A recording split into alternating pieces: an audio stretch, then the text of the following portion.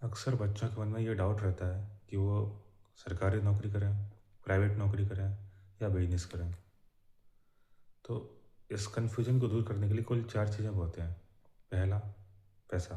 दूसरा, लेवल यानी पद। तीसरा, पावर, इस पर फोकस करना है। और चौथा, कंटिन्यूटी। लोग अक्सर पैसे पर फोकस करके रह जाते हैं कि पैसा किस में ज़्यादा है, पर हर बिजनेसमैन ज़्यादा पैसा नहीं कमा रहा। अगर आप उस लेवल का बिजनेस करने में सक्षम हैं, अगर आपको उसका नॉलेज है, तो आप बिजनेस में जाइए।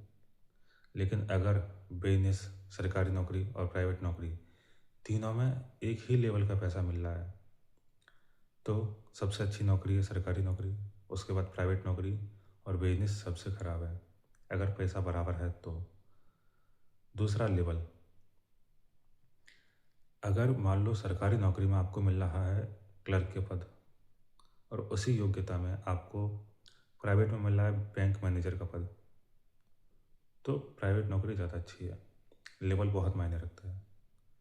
और उसी योग्यता में आप अगर बिजनेस से 1 करोड़ कमा रहे हो, तो फिर बिजनेस अच्छा है। लेकिन ज़रूरी नहीं है कि हर कोई अपनी योग्यता के हिसाब से बिजनेस कर पाए। तीसरा, ध्यान रखो पावर। आपको प्राइवेट नौकरी में भले ही 100 करोड़ मिले, लेकिन वो कलेक्टर की तुलना नहीं कर सकता, या सुप्रीम कोर्ट के जज की तुलना नहीं कर सकता।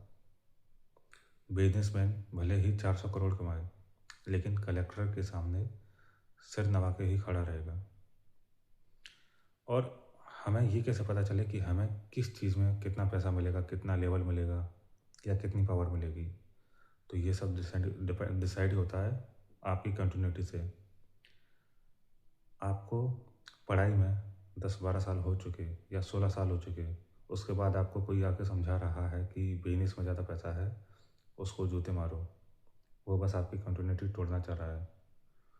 हाँ, अगर आप अपनी ही पढ़ाई के लेवल में, अपनी ही पढ़ाई के फील्ड में बिजनेस कर सकते हो, तो बिल्कुल बेशक जाओ।